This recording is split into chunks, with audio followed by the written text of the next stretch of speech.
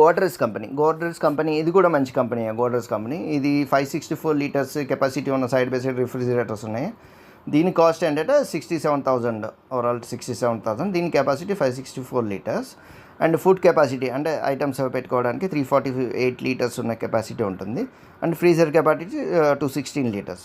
దీని voltage 230 volts ఉండాలన్నమాట. దీని warranty same 1 year product warranty and 10 years compressor warranty. దీని వెయిట్ అంటే 85 kgs. అంటే మనకి లీటర్స్ తగ్గుతున్న కొద్దీ దాని వెయిట్ కూడా తగ్గుతూ ఉంటాయి అన్నమాట ఫ్రిడ్జ్లో. అంటే ఇది కూడా సైడ్ బై సైడ్ రిఫ్రిజిరేటర్. దీంట్లో కూడా ఫీచర్స్ ఉన్నాయన్నమాట.